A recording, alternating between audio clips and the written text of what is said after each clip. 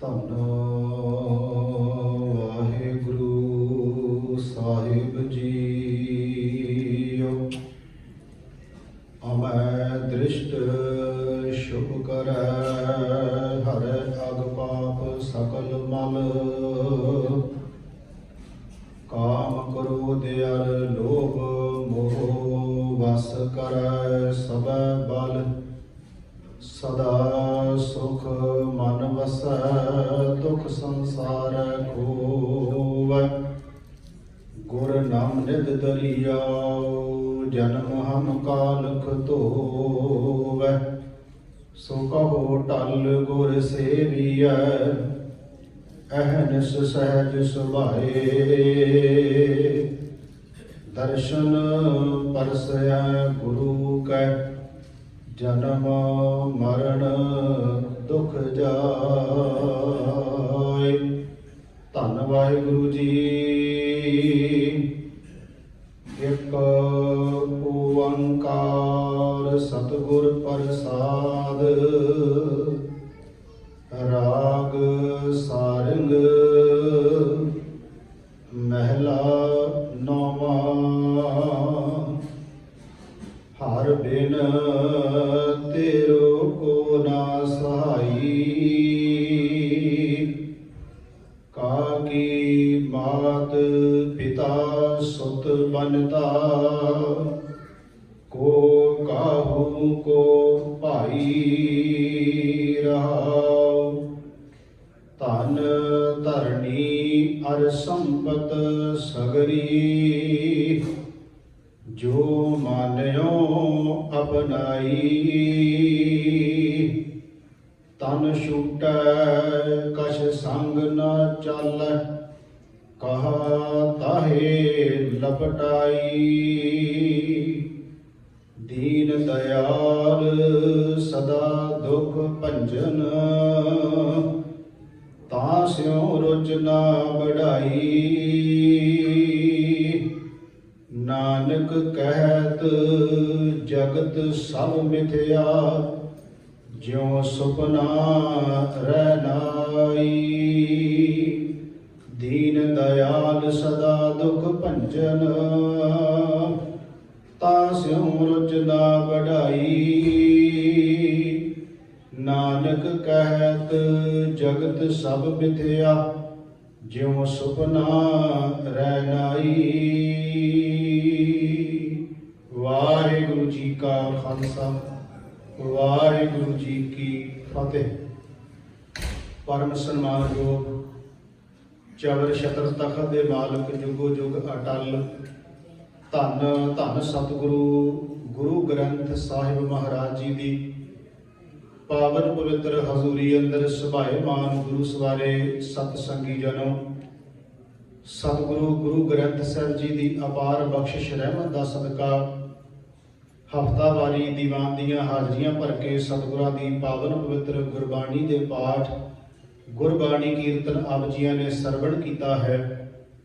ਚੱਲ ਰਹੀ ਲੜੀਵਾਰ ਕਥਾ ਗੁਰੂ ਤੇਗ ਬਹਾਦਰ ਸੱਚੇ ਪਾਤਸ਼ਾਹ ਮਹਾਰਾਜ ਜੀ ਦੇ ਪਾਵਨ ਸ਼ਬਦਾਂ ਦੀ। ਹੁਣ ਤੱਕ ਸਾਧ ਸੰਗਤ ਜੀ, ਗੁਰੂ ਤੇਗ ਬਹਾਦਰ ਮਹਾਰਾਜ ਜੀ ਦੇ 15 ਰਾਗਾਂ ਵਿੱਚੋਂ 13 ਰਾਗ ਦੇ 51 ਸ਼ਬਦ ਅਸੀਂ ਵਿਚਾਰ ਚੁੱਕੇ ਹਾਂ। 13 ਰਾਗਾਂ ਦੇ 51 ਸ਼ਬਦ ਜਿਹੜੇ ਨੇ ਹੁਣ ਤੱਕ ਵਿਚਾਰੇ ਹਨ, ਤੇ 2 ਰਾਗ ਬਾਕੀ ਤੇ 8 ਸ਼ਬਦ ਮਹਾਰਾਜ ਜੀ ਦੇ ਹੋਰ ਵਿਚਾਰ ਅਧੀਨ ਹਨ, ਜਿਹਦੇ ਵਿੱਚ ਅੱਜ ਜੋ ਸਤਿਗੁਰੂ ਮਹਾਰਾਜ ਜੀ ਦਾ 14ਵਾਂ ਰਾਗ ਸ਼ੁਰੂ ਹੋਇਆ ਸਾਰੰਗ ਰਾਗ, ਇਹਦੇ ਵਿੱਚ 4 ਸ਼ਬਦ ਨੇ। ਪਹਿਲੇ ਸ਼ਬਦ ਦਾ ਪਾਠ ਆਪ ਜੀਆਂ ਨੇ ਸਰਵਣ ਕੀਤਾ ਤੇ ਸਕਰੀਨ ਤੇ ਆਪ ਜੀ ਦੇਖ ਰਹੇ ਹੋ ਪਾਠ ਨੂੰ। ਸਤਿਗੁਰੂ ਰਹਿਮਤ ਕਰਨ, ਅੱਜ ਸਤਿਗੁਰੂ ਗੁਰੂ ਅੰਗਦ ਦੇਵ ਮਹਾਰਾਜ ਜੀ ਦਾ ਵੀ ਪ੍ਰਕਾਸ਼ ਪੁਰਬ ਮਨਾਇਆ ਜਾ ਰਿਹਾ ਹੈ।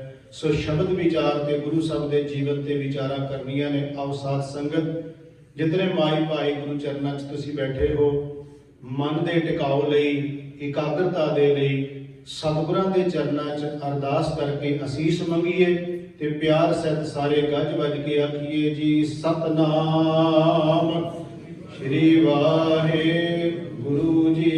ਕਰੋ ਕਿਰਪਾ ਸਾਰੇ, ਸਤਨਾਮ ਸ਼੍ਰੀ ਵਾਹਿਗੁਰੂ ਜੀ।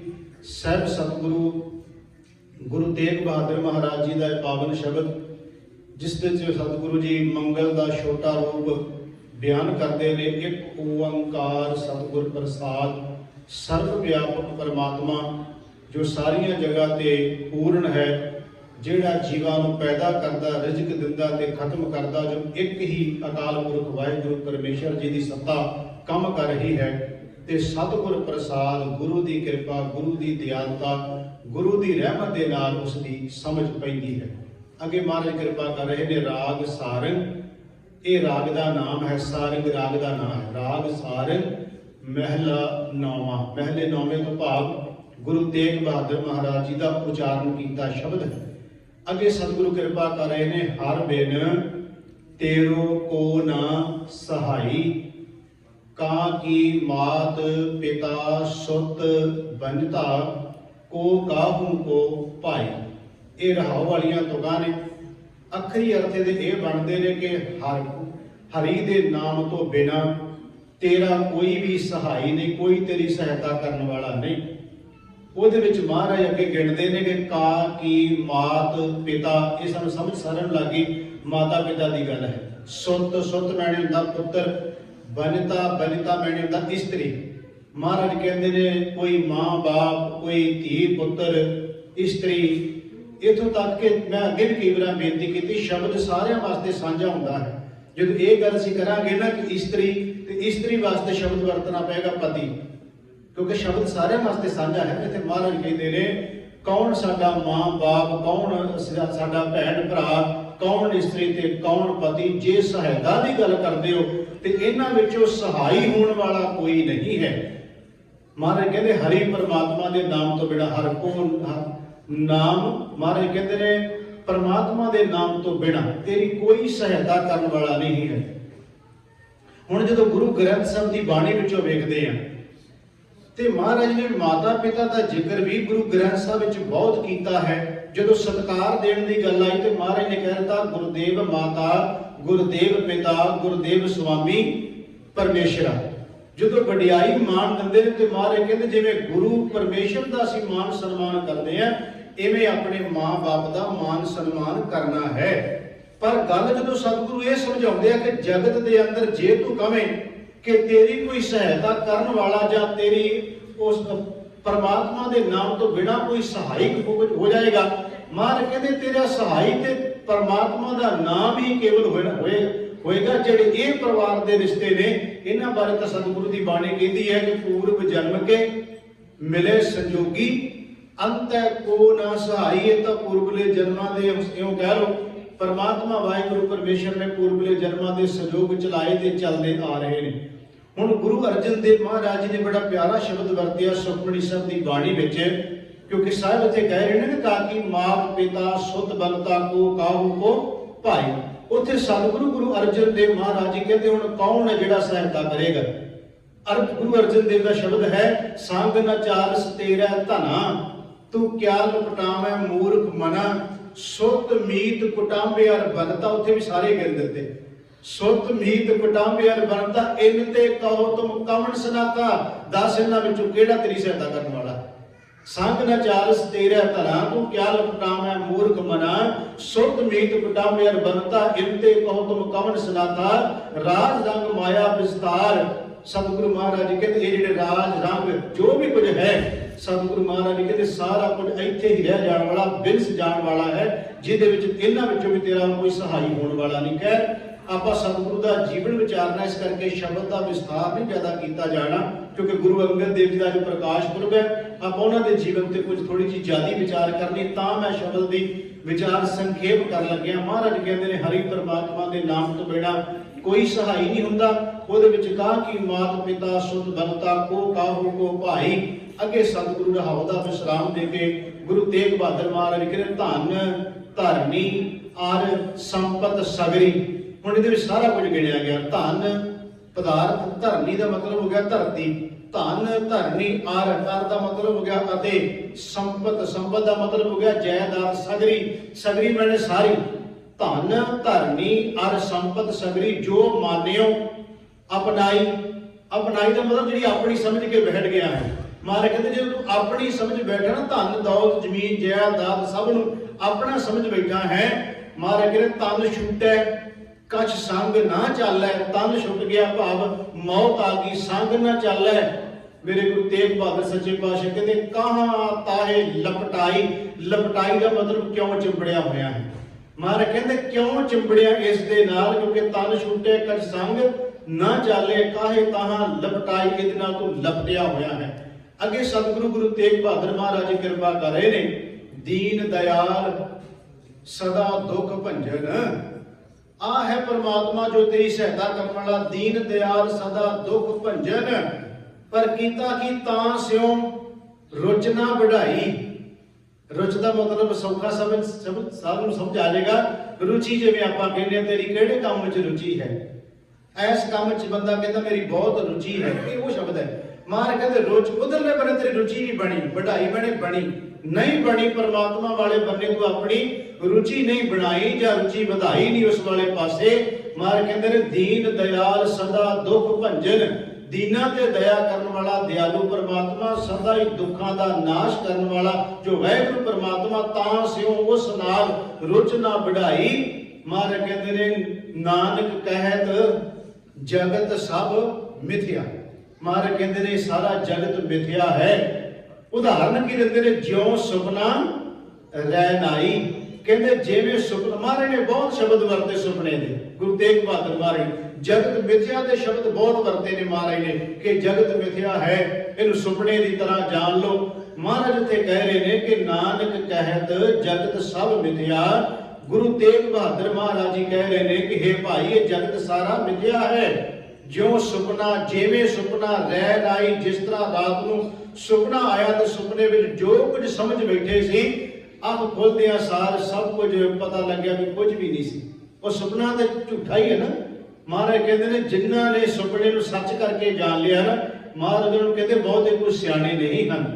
महाराज कहते ने सुपना कदी सच नहीं हुंदा, सुपने जदों भी हुंदे झूठे ही हुंदे ने, क्योंकि बाणी दा वचन है कि नरपत एक सिंहासन सोया, ज्यों सुपने भया पखारी, अछत राज विश्र दुख पाया सोगत भई। मारी जिवें कोई राजा रात नूं सुता ते उहनूं सुपना आया जिवें मैं भिखारी बन गया होवां, दिन चढ़िया ते वो हैरान है कि है मैं राजा पर रात नूं ते भिखारी बनिया सी। वो सुपना इस तरह हुंदा जिवें जो कुछ देखदे आ, क्योंकि इस साध संगत जी साडे जिहड़े मन ने सुचेत ते अचेत मन है। हुण जो असीं बैठे सुन रहे हैं ਜਾਂ मैं सुना रहा, ये सारा सुचेत मन कर रहा है। सुचेत मन सुना रहा, सुचेत मन सुन रहा है। जो कुछ सुन रहे अचेत विच तुरिया जाता है, वो अचेत दे विच स्टोर हो जाता है। जदों कई बार तुसीं देखो बंदा कहता मैनूं आह गल चेते है पर भुल गया, जदों भुल जाता कहता कोई नहीं 2 मिनटां बाद याद आ जाएगी, वो 2 मिनटां बाद कहता हाँ आह सी गल जिहड़ी मैं दसनी चाहुंदा सी, वो जिहड़ी अचेत मन विच पहिलां ही गई हुई सी, वो अचेत मन ने उहनूं लिया के सचेत मन नूं दे दित्ती, उहने अगों दस दित्ती। जो कुछ असीं स्टोर करते हैं, जिवें मान लो असीं चाहे कोई कीर्तन करता, चाहे कोई कथा करता, चाहे कोई बाणी पढ़दा, हुण जो कुछ असीं याद करते पहिलां अचेत मन विच स्टोर होंदा जांदा सारा कुछ। वो सारियां गल्लां कित्थों आ रहीआं ने, जो कुछ असीं याद करते हैं, याद करके पहिलां उहनूं अचेत मन विच तुरिया जांदा सारा कुछ, उत्थे स्टोर होई जांदा है। जदों हुण सुना रहे हैं अचेत मन लिया जा सारा कुछ कढ के, अचेत मन सारी गल दस रहा है, वो अचेत मन सारा कुछ लिया रहा कि आप जिहड़ा दे विच स्टोर सी, ते याद रखियो जो कुछ स्टोर कीता दसेगा होई। महाराज दी बाणी दा इक वचन आउंदा है, सतगुरु गरीब निवाज पातशाह महाराज जी कहंदे ने जो जी होए सो उगवै, जो चीज अंदर है बाहर वही आएगी। जे गंदमंद अंदर सुटिया ते गंदमंद ही बाहर आना है, जे कोई चंगे ख्याल विचार अंदर सुटे ते चंगे ख्याल विचार बाहर आउणगे। इत्थे महाराज कहंदे ने सुपने की तरह जगत है नूं मिथ्या करके जान लो, ये सी महाराज दा शब्द। हुण आपां आइए गुरु अंगद देव जी दे जीवन उत्ते, क्योंकि सतगुरां दा प्रकाश पुरब है, इस करके विशेष दीवान अज सतगुरु अंगद देव जी दे नाल संबंधित है। तां थोड़ी जी विचार मैं उन्हां दे जीवन ते खुल के करनी चाहुंदा। साध संगत जी सतगुरु गुरु अंगद देव महाराज जी, इन्हां दा जिहड़ा परिवार दा पिछोकड़ है ना, वो साध संगत जी गुजरात दे नाल जाके मेल खांदा है। गुजरात दे अंदर एक पिंड है संगोवाल पिंड, उत्थों इन्हां दे वडेरे उठ के इत्थे आ गए सन, जिन्हों मत्ते दी सरां कहते। एक बार ये नगर उजड़ गया सी, इत्थे एक साधु आया सी, नागा साधु सी, उन्हें आके वसाया, इहदा नाम बन गया नागे दी सरां। ਮੱਤੇ ਦੀ ਸਰਾਂ ਕਰਕੇ ਮੁੜ ਕੇ ਤਬਦੀਲ ਹੋ ਗਿਆ। ਖੈਰ ਮੈਂ ਜਿਹੜੀ ਬੇਨਤੀ ਕਰਨ ਲੱਗਿਆ, ਇਹਨਾਂ ਦੇ ਵਡੇਰੇ ਇੱਥੇ ਆ ਕੇ ਵਸ ਗਏ। ਕਾਰੋਬਾਰ ਕੀ ਇਹਨਾਂ ਦਾ? ਕਾਰੋਬਾਰ ਹੈ ਸਾਧ ਸੰਗਤ ਜੀ ਦੁਕਾਨਦਾਰੀ, ਹੱਟੀ ਕਰਨੀ, ਇਹ ਇਹਨਾਂ ਦਾ ਕਾਰੋਬਾਰ ਹੈ। ਖੱਤਰੀਆਂ ਦੇ ਵਿੱਚੋਂ 63 ਨੇ ਸਾਧ ਸੰਗਤ ਜੀ। ਇਹਨਾਂ ਦਾ ਕਾਰੋਬਾਰ, ਇਹਨਾਂ ਦੇ ਵਡੇਰੇ ਜਿਹੜੇ ਸੀ ਉਹ ਹੱਟੀ ਦਾ ਕੰਮ ਕਰਦੇ ਜਾਂ ਵਪਾਰ ਦਾ ਕੰਮ ਕਰਦੇ ਆ। ਬਾਬਾ ਫੇਰੂਮਲ ਜੀ, ਜਿਹੜੇ ਬਾਬਾ ਫੇਰੂਮਲ ਜੀ ਸਨ, ਇਹ ਇੱਥੋਂ ਦੇ ਜਿਹੜਾ ਚੌਧਰੀ ਸੀ ਸਾਧ ਸੰਗਤ ਜੀ ਮੱਤੇ ਦੀ ਸਰਾਂ ਦਾ, ਉਹਦਾ ਨਾਂ ਸੀ ਤਖਤ ਮੱਲ। ਇਹ ਤਖਤ ਮੱਲ ਜਿਹੜਾ ਸੀ 60-70 ਪਿੰਡਾਂ ਦਾ ਮਾਲਕ ਚੌਧਰੀ ਸੀ। ਇਹਦਾ ਸਾਰਾ ਹਿਸਾਬ ਕਿਤਾਬ ਰੱਖਦੇ ਸਨ ਬਾਬਾ ਫੇਰੂਮਲ ਜੀ, ਭਾਈ ਲਹਿਣਾ ਜੀ ਦੇ ਪਿਤਾ ਜੀ, ਗੁਰੂ ਅੰਗਦ ਦੇਵ ਜੀ ਦੇ ਪਿਤਾ ਜੀ ਬਾਬਾ ਫੇਰੂਮਲ ਜੀ। ਕਿਉਂਕਿ ਮੈਂ ਉਹਨਾਂ ਦੇ ਬਾਰੇ ਜੋ ਪੜ੍ਹਿਆ ਕਿ ਫਾਰਸੀ ਦੇ ਬੜੇ ਵੱਡੇ ਉਹ ਵਿਦਵਾਨ ਸਨ, ਜਿਵੇਂ ਕਹਿ ਲਓ ਫਾਰਸੀ ਦੇ ਬਹੁਤ ਮਾਹਰ ਸਨ ਬਾਬਾ ਫੇਰੂਮਲ ਜੀ। ਉਹ ਹਿਸਾਬ ਕਿਤਾਬ ਦੇ ਵਿੱਚ ਵੀ ਬੜੇ ਮਾਹਰ ਸੀ, ਤਾਂ ਕਰਕੇ ਉਹਨਾਂ ਨੂੰ ਤਖਤ ਮੱਲ ਨੇ ਆਪਣਾ ਜਿਹੜਾ ਸੀ ਹਿਸਾਬ ਕਿਤਾਬ ਕਰਨ ਵਾਲਾ ਰੱਖਤਾ। ਨਾਲ ਆਪਣੀ ਦੁਕਾਨਦਾਰੀ ਵੀ ਕਰਦੇ, ਵਪਾਰ ਵੀ ਕਰਦੇ। ਅਕਾਲ ਪੁਰਖ ਵਾਹਿਗੁਰੂ ਨੇ ਕਿਰਪਾ ਕੀਤੀ, ਸੰਨ 1504 ਦੇ ਅੰਦਰ ਬਾਬਾ ਫੇਰੂਮਲ ਜੀ ਦੇ ਘਰ ਤੇ ਵਿਦਵਾਨਾਂ ਨੇ ਮਾਤਾ ਜੀ ਦੇ ਨਾਮ 2 ਲਿਖੇ ਨੇ ਅਲੱਗ-ਅਲੱਗ। ਤੁਸੀਂ ਦੇਖੋ ਜੀਵਨ ਬਿਉਰਾ ਜਿਨ੍ਹਾਂ ਦੇ ਘਰਾਂ 'ਚ ਹੋਏਗਾ ਨਾ, ਤੇ ਡੇਟਾਂ ਵੀ ਕਈ ਵਾਰ ਨਹੀਂ ਰਲਦੀਆਂ ਤੇ ਨਾਮ ਵੀ ਨਹੀਂ ਰਲਦੇ। ਕੁਝ ਵਿਦਵਾਨ ਲਿਖਦੇ ਨੇ ਦਇਆ ਕੌਰ ਤੇ ਕੁਝ ਕਹਿੰਦੇ ਨੇ ਸਭਰਾਈ। ਇਹ 2 ਨਾਮ ਪ੍ਰਚਲਿਤ ਨੇ ਇਤਿਹਾਸ ਵਿੱਚ। ਖੈਰ ਆਪਾਂ ਚਲੋ ਇਧਰਲੇ ਬੰਨੇ ਨਾਮ ਪਈਏ। ਮੈਂ ਬੇਨਤੀ ਕਰਨ ਲੱਗਿਆ ਕਿ 1504 ਅਪ੍ਰੈਲ ਦੇ ਅੰਦਰ ਸਤਿਗੁਰੂ ਗੁਰੂ ਅੰਗਦ ਦੇਵ ਮਹਾਰਾਜ ਜੀ ਦਾ ਪ੍ਰਕਾਸ਼ ਹੋ ਜਾਂਦਾ ਹੈ। ਉਹ ਵੀ ਆਪਣੇ ਬਾਪ ਦੀ ਤਰ੍ਹਾਂ ਸਾਧ ਸੰਗਤ ਜੀ ਦੁਕਾਨਦਾਰੀ, ਹੱਟੀ ਦਾ ਕੰਮ ਨਾਲ ਹੱਥ ਵਟਾਉਂਦੇ ਆ। ਜਿਹੜਾ ਤਖਤ ਮੱਲ ਸੀ, ਤਖਤ ਮੱਲ ਦੇ ਅੱਗੋਂ 7 ਪੁੱਤਰ ਤੇ 1 ਧੀ ਹੈ। ਉਹ ਜਿਹੜੀ ਧੀ ਉਹਦਾ ਨਾਂ ਹੈ ਬੀਬੀ ਵਿਰਾਈ। ਉਹੀ ਬੀਬੀ ਵਿਰਾਈ ਹੈ ਜਿਹੜੀ ਖਡੂਰ ਸਾਹਿਬ ਦੇ ਵਿੱਚ ਚੌਧਰੀ ਮਹਿਮੇ ਨੂੰ ਵਿਆਹੀ ਹੋਈ ਸੀ। ਤੇ ਜਿਹੜੇ ਬਾਬਾ ਫੇਰੂਮਲ ਜੀ ਨੇ ਇਹ ਬੀਬੀ ਵਿਰਾਈ ਨੂੰ ਆਪਣੀ ਭੈਣ ਮੰਨਦੇ ਆ, ਧਰਮ ਦੀ ਭੈਣ, ਸਕੀ ਭੈਣ ਨਹੀਂ, ਪਰ ਪਿੰਡ ਇੱਕੇ ਪਿੰਡ ਦੇ ਨੇ ਨਾ, ਇਸ ਕਰਕੇ ਉਹਨਾਂ ਦੀ ਸਕੀ ਭੈਣ ਨਹੀਂ ਪਰ ਸਕਿਓਂ ਵੱਧ ਕਹਿ ਸਕਦੇ ਹੋ ਤੁਸੀਂ, ਧਰਮ ਦੀ ਭੈਣ, ਜਿਹਨੂੰ ਗੁਰੂ ਅੰਗਦ ਦੇਵ ਮਹਾਰਾਜ ਜੀ ਭੂਆ ਜੀ ਕਹਿੰਦੇ ਸਨ। ਉਹ ਖਡੂਰ ਸਾਹਿਬ ਵਿਖੇ ਵਿਆਹੇ ਨੇ।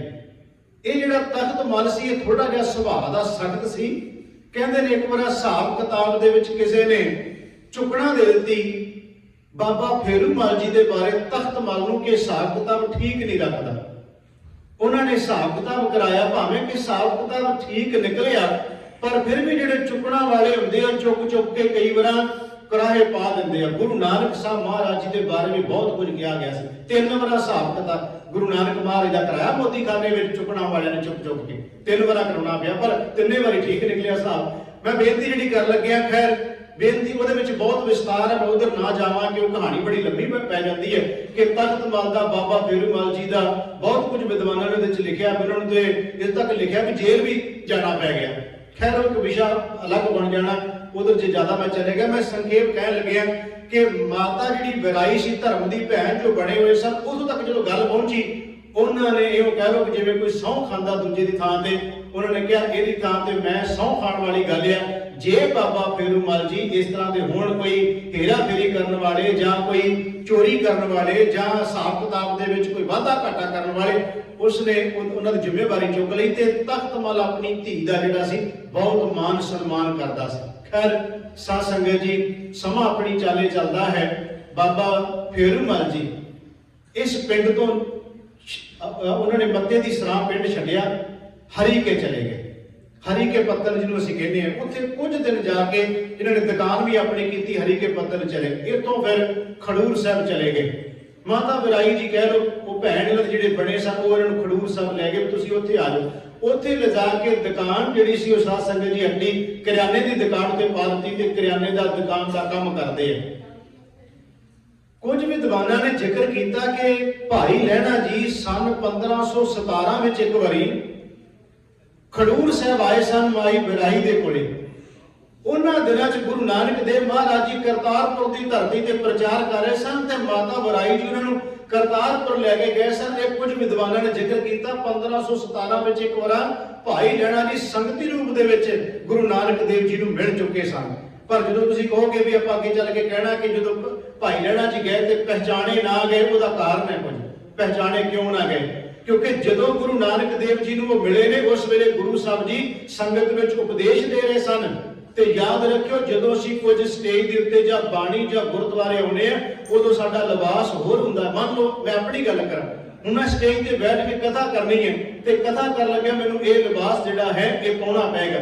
ਮੰਨ ਲਓ ਮੈਂ ਇਹ ਤੋਂ ਹਟ ਕੇ ਬਾਹਰ ਕੋਈ ਹੋਰ ਕੰਮ ਕਰਨਾ ਹੈ, ਕੋਈ ਮੈਂ ਗਾਰ ਵਿੱਚ ਚੁੱਕਣਾ ਜਾਂ ਮੈਂ ਕੋਈ ਸਫਾਈ ਕਰਨੀ, ਕੋਈ ਪੋਚਾ ਮਾਰਨਾ, ਮੈਨੂੰ ਇਹ ਵਸਤਰ ਬਦਲਨੇ ਪੈਣਗੇ।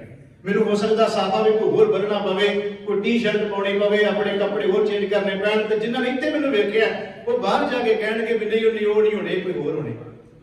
ਗੁਰੂ ਨਾਨਕ ਸਾਹਿਬ ਨੂੰ ਪਹਿਚਾਣ ਤਾਂ ਨਹੀਂ ਸਕੇ ਦੁਬਾਰਾ, ਕਿਉਂਕਿ ਜਦੋਂ ਪਹਿਲੀ ਵਾਰ ਵੇਖਿਆ ਉਦੋਂ ਮਹਾਰਾਜ ਜੀ ਸੰਗਤ ਵਿੱਚ ਉਪਦੇਸ਼ ਦੇ ਰਹੇ ਸਨ। ਮਹਾਰਾਜ ਦੇ ਸੋਹਣਾ ਚਿਹਰਾ ਉਹਨਾਂ ਦਾ, ਮਹਾਰਾਜ ਦਾ ਸਜਾਇਆ ਹੋਇਆ ਸੁੰਦਰ ਦਸਤਾਰ ਹੈ, ਸੋਹਣੇ ਬਸਤਰ ਪਾਏ ਹੋਏ ਮਹਾਰਾਜ ਨੇ, ਉਦੋਂ ਉਪਦੇਸ਼ ਦੇ ਰਹੇ ਸਨ। ਪਰ ਜਦੋਂ ਉਹ ਮਿਲਦੇ ਆ ਖੇਤਾਂ ਵਿੱਚ, ਉਦੋਂ ਮਹਾਰਾਜ ਨਦੀਨ ਕੱਢਦੇ ਪਏ ਸਨ। ਨਦੀਨ ਕੱਢਦੇ ਆ, ਚਿੱਕੜ ਦੇ ਜਿਹੜੇ ਛੱਡੇ ਚਿਹਰੇ ਤੇ ਵੀ ਪਏ ਸੀ, ਪੱਗ ਤੇ ਵੀ ਪਏ ਸੀ, ਕੱਪੜਿਆਂ ਤੇ ਵੀ ਪਏ ਸੀ। ਤਾਂ ਖੈਰ ਮੈਂ ਅੱਗੇ ਚੱਲ ਕੇ ਬੇਨਤੀ ਕਰਦਾ ਹਾਂ, ਇੱਥੋਂ ਗੱਲ ਸ਼ੁਰੂ ਹੋਈ ਕਿ ਸਾਧ ਸੰਗਤ ਜੀ ਇੱਕ ਵਾਰ ਉਹਨਾਂ ਨੇ ਗੁਰੂ ਨਾਨਕ ਮਹਾਰਾਜ ਦਰਸ਼ਨ ਕਰ ਲਏ ਸਨ। ਹੁਣ ਬਾਬਾ ਫੇਰੂਮਲ ਜੀ 1526 ਵਿੱਚ ਚੜ੍ਹਾਈ ਕਰ ਜਾਂਦੇ ਆ, ਜ਼ਿੰਮੇਵਾਰੀ ਦੇ ਜਾਂਦੇ ਆਪਣੇ ਸੁਪੁੱਤਰ ਲਹਿਣਾ ਜੀ ਨੂੰ, ਤੇ ਨਾਲ ਹੀ ਕਹਤਾ ਪੁੱਤ ਆਪਾਂ ਵੈਸ਼ਨੂ ਦੇ ਭਗਤ ਆ, ਵੈਸ਼ਨੂ ਦੇਵੀ ਦੇ, ਜਿਹੜਾ ਸੰਗ ਮੈਂ ਲੈ ਕੇ ਜਾਣਾ ਪੁੱਤਰਾ ਤੂੰ ਵੀ ਇਹੀ ਕੰਮ ਅੱਗੇ ਤੋਂ ਕਰਨਾ ਹੈ। ਹੁਣ ਇਹ ਬਾਬਾ ਭਾਈ ਲਹਿਣਾ ਜੀ ਵੀ ਉਹੀ ਕੰਮ ਸ਼ੁਰੂ ਕਰ ਦਿੱਤਾ, ਇਹ ਸੰਗ ਲੈ ਕੇ ਜਾਂਦੇ ਆ। ਇਹਨੂੰ ਕਹਿ ਲਓ ਕਿ ਜ਼ਿੰਮੇਵਾਰ ਬਣ ਗਏ ਸਾਰੇ, ਜਿਹੜਾ ਇਹਨਾਂ ਦਾ ਗਰੁੱਪ ਬਣਿਆ ਹੋਇਆ ਸੀ ਉਹਦੇ ਆਗੂ ਇਹ ਸਨ, ਜਾਂਦੇ ਸੀ ਲੈ ਕੇ। ਪਰ ਜਦੋਂ ਖਡੂਰ ਸਾਹਿਬ ਰਹਿਣਾ ਸ਼ੁਰੂ ਕਰਤਾ, ਇੱਥੇ ਭਾਈ ਜੋਧ ਜੀ ਅੰਮ੍ਰਿਤ ਵੇਲੇ ਉੱਠ ਕੇ ਬਾਣੀ ਪੜ੍ਹਦੇ ਸਨ। ਤੇ ਭਾਈ ਜੋਧ ਨੇ ਜਦੋਂ ਗੁਰੂ ਨਾਨਕ ਸਾਹਿਬ ਜੀ ਦੇ ਸ਼ਬਦ ਪੜ੍ਹੇ, ਜਿਤ ਸੇਵਿਆ ਸੁਖ ਪਾਈਏ ਸੋ ਸਾਹਿਬ ਸਦਾ ਸੰਭਾਲੀਏ, ਜਿਤ ਕੀਤਾ ਪਾਈਏ ਆਪਣਾ ਸਾਕਾਰ ਬੁਰੀ ਕਿਉਂ ਘਾਲੀਏ, ਮੰਦਾ ਮੂਲ ਨਾ ਕੀਚਈ ਦੇ ਲੰਮੀ ਨਦਰ ਨਿਹਾਲੀਏ, ਜੋ ਸਾਹਿਬ ਨਾਲ ਨਾ ਹਾਰੀਏ ਤਾਂ ਬੇਹਾ ਪਾਸਾ ਢਾਲੀਏ, ਕਿਛ ਲਾਹੇ ਉੱਪਰ ਘਾਲੀਏ। ਇਹ ਪੌੜੀ ਸੀ ਗੁਰੂ ਨਾਨਕ ਦੇਵ ਮਹਾਰਾਜ ਜੀ ਦੀ ਆਸਾ ਦੀ ਵਾਰ ਦੀ, ਜੋ ਭਾਈ ਜੋਧ ਪੜ੍ਹ ਰਿਹਾ ਸੀ। ਇਹਦਾ ਅਸਰ ਇੰਨਾ ਹੋਇਆ ਭਾਈ ਲਹਿਣੇ ਦੇ ਉੱਤੇ, ਉਹਨਾਂ ਨੇ ਕਿਹਾ ਬੜਾ ਆਨੰਦ ਆਇਆ ਹੈ, ਬਾਣੀ ਸੁਣੀ, ਮਨ ਨੂੰ ਬੜੀ ਮਿੱਠੀ ਬਾਣੀ ਲੱਗੀ, ਅੰਦਰ ਠੰਡ ਪਈ ਹੈ, ਮੈਨੂੰ ਉਹਨਾਂ ਦੇ ਕੋਲ ਲੈ ਜਾ ਜੀ ਦੀ ਬਾਣੀ ਹੈ। ਉਹਨਾਂ ਨੇ ਕਿਹਾ ਕਰਤਾਰਪੁਰ ਸਾਹਿਬ ਦੀ ਧਰਤੀ ਤੇ ਗੁਰੂ ਨਾਨਕ ਮਹਾਰਾਜ ਜੀ ਹਨ, ਕਿਆ ਦਰਸ਼ਨ ਹੋ ਸਕਦੇ? ਕਹਿ ਲਗੇ ਹਾਂ।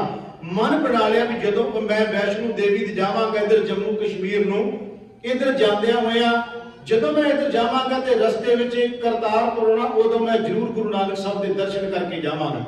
ਕਹਿੰਦੇ ਨੇ ਮਨ ਬਣਿਆ ਤੇ ਸੰਨ ਆਇਆ 1532।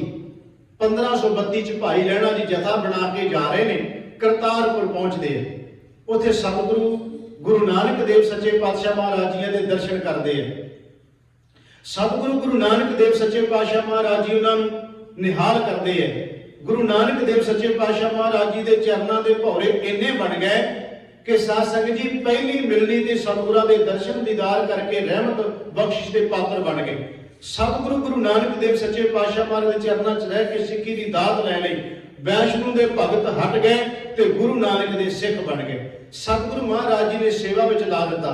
ਭਾਈ ਲਹਿਣਾ ਜੀ ਨੂੰ ਨਾਲ ਕਹਿ ਦਿੱਤਾ ਵੀ ਗ੍ਰਸਤ ਨਹੀਂ ਛੱਡਣਾ, ਪਰਿਵਾਰ ਨਹੀਂ ਛੱਡਣਾ, ਕਾਰੋਬਾਰ ਨਹੀਂ ਛੱਡਣਾ। ਸਤਿਗੁਰੂ ਤੋਂ ਆਗਿਆ ਲੈ ਕੇ ਖਡੂਰ ਸਾਹਿਬ ਆ ਜਾਂਦੇ ਸਨ। ਆਪਣਾ ਕੰਮਕਾਰ ਕਾਰੋਬਾਰ ਵੀ ਦੇਖਦੇ ਸਨ। ਸਤਿਗੁਰੂ ਮਹਾਰਾਜ ਦੇ ਘਰ ਵਿੱਚ 2 ਪੁੱਤਰ ਤੇ 2 ਪੁੱਤਰੀਆਂ, ਬਾਬਾ ਦਾਤੂ ਤੇ ਬਾਬਾ ਦਾਸੂ ਜੀ, ਬੀਬੀ ਅਮਰੋ ਤੇ ਬੀਬੀ ਅਲੋਕੀ ਜੀ। 2 ਪੁੱਤਰੀਆਂ ਤੇ 2 ਪੁੱਤਰ ਨੇ ਗੁਰੂ ਅੰਗਦ ਦੇਵ ਮਹਾਰਾਜ ਜੀ ਦੇ। ਇਹਨਾਂ ਦੇ ਵਿਚੋਲੇ ਵੀ ਬੀਬੀ ਵਿਰਾਈ ਜੀ ਬਣੇ ਸਨ। ਸੰਗਰ ਪਿੰਡ ਖਡੂਰ ਸਾਹਿਬ ਦੇ ਬਿਲਕੁਲ ਨਜ਼ਦੀਕ ਵਿੱਚ ਹੀ ਆ ਗਿਆ। ਉੱਥੇ ਉੱਥੋਂ ਦੇ ਸਨ ਮਾਤਾ ਖੀਵੀ ਜੀ। ਸਾਧ ਸੰਗਤ ਜੀ ਉਹਨਾਂ ਦੇ ਨਾਲ ਇਹਨਾਂ ਦਾ ਆਨੰਦ ਕਾਰਜ ਹੁੰਦਾ ਹੈ, ਵਿਆਹ ਹੁੰਦਾ ਹੈ।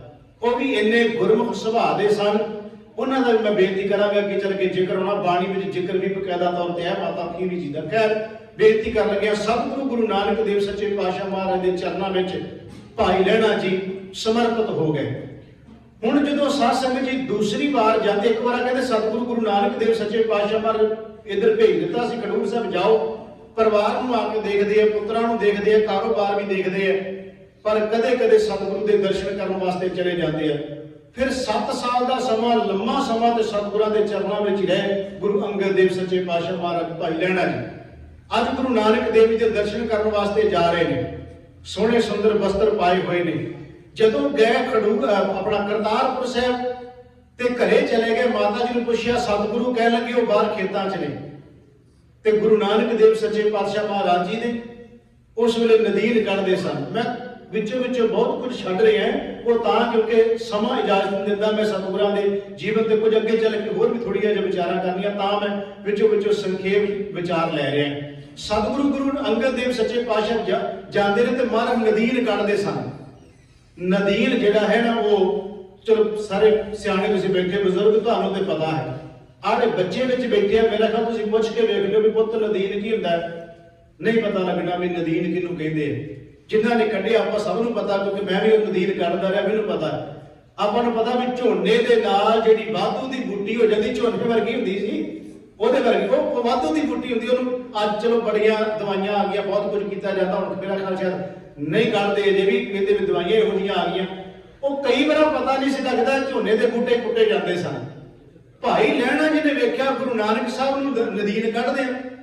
ਹੁਣ ਜਿਹੜੇ ਬੰਦੇ ਨੇ ਖੇਤੀ ਦਾ ਕੰਮ ਕੀਤਾ ਨਹੀਂ ਸੀ, ਉਹਨੂੰ ਪਤਾ ਨਹੀਂ ਸੀ, ਕੰਮ ਤੇ ਕੀਤਾ ਦੁਕਾਨਦਾਰੀ ਦਾ, ਹੱਟੀ ਦਾ, ਖੇਤੀ ਦਾ ਕੰਮ ਕੋਈ ਨਹੀਂ ਸੀ ਕੀਤਾ, ਉਹ ਵੀ ਵੜ ਗਏ ਖੇਤ 'ਚ।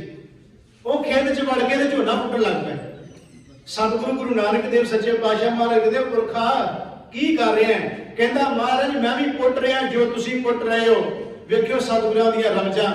ਮਹਾਰਾਜ ਕਹਿੰਦੇ ਪੁਰਖਾ ਤੈਨੂੰ ਪੁੱਟਣ ਲਈ ਨਹੀਂ ਸੱਦਿਆ, ਤੈਨੂੰ ਕੁਝ ਲਾਉਣ ਲਈ ਸੱਦਿਆ। ਤੇ ਰਮਜ ਸੀ ਡੂੰਗੀ, ਤੂੰ ਪੁੱਟਣ ਨਹੀਂ ਆਇਆ, ਤੂੰ ਲਾਉਣ ਵਾਸਤੇ ਕੁਝ ਆਇਆ ਹੈ। ਤੇ ਰਮਜ ਸੀ ਸਤਿਗੁਰੂ ਮਹਾਰਾਜ ਜੀ ਦੀ। ਫਿਰ ਮਹਾਰਾਜ ਕਹਿੰਦੇ ਤੂੰ ਤਾਂ ਬੂਟੇ ਪੁੱਟੀ ਜਾਂਦਾ। ਮਹਾਰਾਜ ਜੀ ਤੇ ਮੈਂ ਜੋ ਤੁਸੀਂ ਮਹਾਰਾਜ ਕਹਿੰਦੇ ਨਹੀਂ ਲੈਣਿਆ, ਫਰਕ ਹੈ। ਨਦੀਨ ਹੋਰ ਹੈ, ਝੋਨਾ ਹੋਰ ਹੈ, ਬੂਟੇ ਹੋਰ ਨੇ। ਸਤਿਗੁਰੂ ਮਹਾਰਾਜ ਕਹਿੰਦੇ ਤੈਨੂੰ ਹੋਰ ਸੇਵਾ ਦਿੰਦੇ, ਤੂੰ ਇਹ ਚ ਕਰ, ਆ ਭਰੀ ਚੁੱਕ ਲੈ। ਭਰੀ ਸਮਝ ਗਏ ਨਾ ਆਪਾਂ, ਜਿਹਦੇ ਚ ਨਦੀਨ ਸਾਰਾ ਪਾਇਆ ਹੋਇਆ ਸੀ ਨਾ। ਸਾਧ ਸੰਗਤ ਜੀ ਮਹਾਰਾਜ ਕਹਿੰਦੇ ਚੁੱਕ ਲੈ। ਹੁਣ ਸਭ ਨੂੰ ਪਤਾ ਸੀਨ ਤੁਹਾਡੇ ਸਾਰੇ ਦੇ ਸਾਹਮਣੇ ਆ ਜਾਣਗੇ। ਉਹ ਜਦੋਂ ਭਰੀ ਚੁੱਕੀ ਹੋਵੇ ਸਿਰ ਦੇ ਉੱਤੇ, ਉਹਦੇ ਵਿੱਚੋਂ ਫਿਰ ਜਿਹੜੀ ਗਾਰ ਹੈ ਉਹ ਸਾਰੀ ਦੀ ਸਾਰੀ ਚੋਂਦੀ ਹੁੰਦੀ ਆ। ਆਪਾਂ ਸਭ ਨੂੰ ਪਤਾ, ਸੀਨ ਤੁਹਾਨੂੰ ਯਾਦ ਆਵੇ ਜਿਹਨਾਂ ਨੇ ਉਹ ਕੰਮ ਕੀਤੇ। ਉਹ ਸਾਰੇ ਦਾ ਸਾਰਾ ਗਾਰਾ ਆਪਣੇ ਉੱਤੇ ਪੈਂਦਾ। ਹੁਣ ਭਾਈ ਲਹਿਣਾ ਜੀ ਦੇ ਜਿਹੜਾ ਚਿੱਟਾ ਉਹਨਾਂ ਨੇ ਵਸਤਰ ਪਾਏ ਹੋਏ ਸੀ, ਉਹ ਸਾਰੇ ਦੇ ਸਾਰੇ ਇਹ ਕਹਿ ਲਓ ਛੱਟੇ ਪੈ ਕੇ ਉਹ ਮੈਲੇ ਹੋ ਚੁੱਕੇ ਸਨ। ਜਦੋਂ ਘਰੇ ਪਹੁੰਚੇ, ਹੁਣ ਸਤਿਗੁਰਾਂ ਇੱਕ ਪੰਡ ਆਪ ਵੀ ਚੁੱਕੀ ਸੀ, ਇੱਕ ਉਹਨੂੰ ਚੁਕਾਤੀ। ਜਦੋਂ ਘਰੇ ਆਏ, ਮਾਤਾ ਸੁਲੱਖਣੀ ਜੀ ਨੇ ਕਿਹਾ ਸਤਿਗੁਰਾਂ ਨੂੰ ਕਿ ਸਤਿਗੁਰੂ ਇਹ ਤੇ ਬੜੇ ਸੋਹਣੇ ਵਸਤਰ ਪਾ ਕੇ ਆਇਆ ਲੈਣ, ਇਹਨੇ ਵਿਚਾਰੇ ਨੇ ਕਦੀ ਇਹ ਕੰਮ ਵੀ ਨਹੀਂ ਕੀਤਾ ਤੇ ਤੁਸੀਂ ਇਹਦੇ ਸਿਰ ਦੇ ਉੱਤੇ ਪੰਡ ਚੁਕਾਤੀ। ਵੇਖੋ ਇਹਦੇ ਵਸਤਰ ਕਿੰਨੇ ਮੈਲੇ ਹੋ ਗਏ ਆ। ਇਹ ਗੰਦ ਦੀ ਪੰਡ, ਘਾਹ ਦੀ ਪੰਡ, ਇਹਨੂੰ ਕਿਉਂ ਚੁਕਾਈ? ਫਿਰ ਮਹਾਰਾਜ ਦੀ ਰਮਜ ਵੇਖਿਓ। ਸਤਿਗੁਰੂ ਕਹਿੰਦੇ ਸੁਲੱਖਣੀਏ ਇਹਦੇ ਤੋਂ ਬਿਨਾਂ ਕੋਈ ਪੰਡ ਚੁੱਕਣ ਵਾਲਾ ਮੈਨੂੰ ਦਿਸਦਾ ਵੀ ਨਹੀਂ। ਇਹ ਵੀ ਰਮਜ ਸੀ। ਗੁਰੂ ਨਾਨਕ ਮਹਾਰਾਜ ਜੀ ਸਾਰੀਆਂ ਰਮਜਾਂ ਪਹਿਲਾਂ ਹੀ ਮਾਰ ਰਹੇ ਸਨ। ਕਹਿੰਦੇ ਸੁਲੱਖਣੀਏ ਕੀ ਕਰਾਂ, ਪੰਡ ਚੁੱਕਣ ਵਾਲਾ ਕੋਈ ਦਿਸਦਾ ਵੀ ਨਹੀਂ, ਨਾ ਤੇ ਪੁੱਤਾਂ ਚੋਂ ਕੋਈ ਦਿਸਦਾ ਤੇ ਨਾ ਕੋਈ ਹੋਰ ਦਿਸਦਾ, ਪੰਡ ਚੁੱਕਣ ਵਾਲਾ ਕੋਈ ਨਹੀਂ। ਜੇ ਤੂੰ ਕਹਿੰਦੀ ਹੈ ਇਹਦੇ ਤਨ ਦੇ ਉੱਤੇ ਜਾਂ ਵਸਤਰਾਂ ਉੱਤੇ ਗਾਰਾ ਤੈਨੂੰ ਨਜ਼ਰ ਆਉਂਦਾ ਹੈ, ਇਹ ਗਾਰਾ ਨਹੀਂ, ਇਹ ਤਾਂ ਛੱਤੇ, ਇਹ ਤਾਂ ਕੇਸਰ ਦੇ ਛੱਟੇ ਨੇ। ਜੇ ਤੂੰ ਪੰਡ ਦੀ ਗੱਲ ਕਰਦੀ ਹੈ ਤੇ ਨਦੀਨ ਦੀ ਪੰਡ ਨਹੀਂ, ਇਹ ਤਾਂ ਦੀਨ ਦੁਨੀਆ ਦਾ ਛਤਰ ਲੈਣੇ ਦੇ ਉੱਤੇ ਝੁਲਣ ਵਾਲਾ। ਇਹ ਰਮਜਾ ਸੀ ਸਤਿਗੁਰੂ ਮਹਾਰਾਜ ਜੀ। ਖੈਰ ਸਤਿਗੁਰੂ ਗੁਰੂ ਨਾਨਕ ਦੇਵ ਮਹਾਰਾਜ ਜੀ ਨੇ ਕਿਹਾ ਲੈਣਿਆ ਮੱਝਾਂ ਨੂੰ ਪੱਠੇ ਵੀ ਸਤਿਗੁਰੂ ਮਹਾਰਾਜ ਦੇ ਨਾਲ ਪਵਾਉਂਦਾ ਰਿਹਾ ਭਾਈ ਲੈਣਾ। ਮਹਾਰਾਜ ਕਹਿੰਦੇ ਇਸ ਤਰ੍ਹਾਂ ਮੱਝਾਂ ਵੀ ਸਾਂਭੀ ਦੀਆਂ ਨੇ ਲੈਣਿਆ। ਖੈਰ ਸਮਾਂ ਆਇਆ ਸਾਧ ਸੰਗਤ ਜੀ, ਸਤਿਗੁਰੂ ਗੁਰੂ ਨਾਨਕ ਦੇਵ ਸੱਚੇ ਪਾਤਸ਼ਾਹ ਮਹਾਰਾਜ ਜੀ ਨੇ ਬੜੀਆਂ ਸਾਖੀਆਂ ਨੇ, ਸਾਖੀਆਂ ਵਾਲੇ ਬੰਦੇ ਮੈਂ ਨਾ ਪਵਾਂ ਪਰ ਇੱਕ ਦੋ ਜ਼ਰੂਰੀ ਜਿਹੜੀਆਂ ਨੇ। ਸਤਿਗੁਰੂ ਗੁਰੂ ਨਾਨਕ ਦੇਵ ਸੱਚੇ ਪਾਤਸ਼ਾਹ ਮਹਾਰਾਜ ਜੀ ਨੇ ਨਾ ਕਮੰਡਲ ਸੁੱਟ ਦਿੱਤਾ ਚਿੱਕੜ ਵਿੱਚ। ਇਹ ਸਾਰੀਆਂ ਜਿਹੜੀਆਂ ਛੋਟੀਆਂ ਛੋਟੀਆਂ ਸਾਖੀਆਂ ਨੇ, ਇਹਦੇ ਪਿੱਛੇ ਰਮਜਾਂ ਬਹੁਤ ਡੂੰਘੀਆਂ ਜੇ। ਗੱਲ ਸਿਰਫ ਚਿੱਕੜ ਦੇ ਵਿੱਚੋਂ ਕਟੋਰਾ ਕੱਢਣ ਦੀ ਨਹੀਂ, ਗੱਲ ਕੋਈ ਧਰਮਸ਼ਾਲ ਵਿੱਚੋਂ ਚੂਹੀ ਮਰੀ ਬਾਹਰ ਕੱਢਣ ਦੀ ਨਹੀਂ, ਗੱਲ ਕਿੱਕਰ ਤੇ ਚੜ ਕੇ ਉਹਨੂੰ ਹਿਲਾਉਣ ਤੇ ਬਰਫੀ ਕੇਰਨ ਦੀ ਨਹੀਂ, ਗੱਲ ਮੁਰਦਾ ਖਾਣ ਦੀ ਨਹੀਂ। ਇਹ ਸਾਰੀਆਂ ਰਮਜਾਂ ਸਨ। ਮਹਾਰਾਜ ਨੇ ਕਿਹਾ ਸੀ ਜਿਹੜਾ ਹੁਕਮ ਦੀ ਪਾਲਣਾ ਕਰੇਗਾ ਹੁਕਮ ਮਨਾ ਵੀ ਹੋ ਸਕੇਗਾ।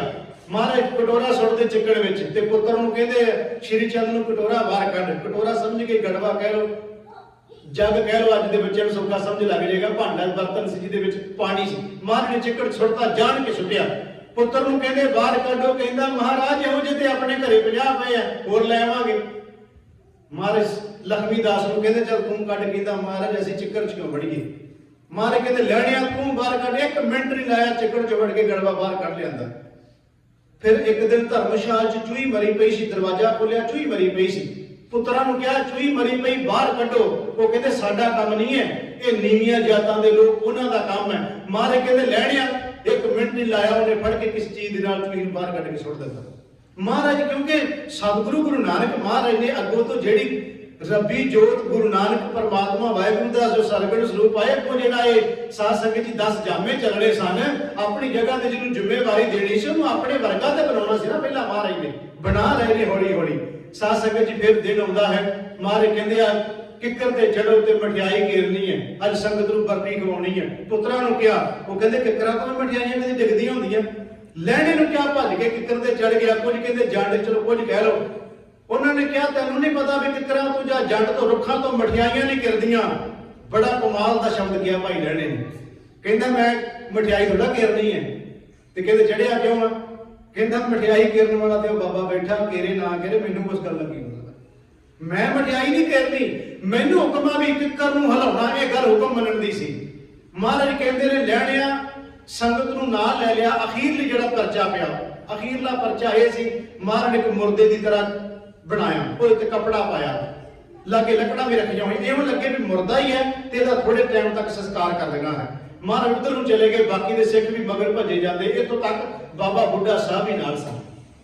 ਸਤਿਗੁਰੂ ਮਹਾਰਾਜ ਜੀ ਸਭ ਨੂੰ ਦਬਕੇ ਮਾਰਦੇ ਗਏ ਤੇ ਸਾਰੇ ਪਿੱਛੇ ਮੁੜਦੇ ਗਏ।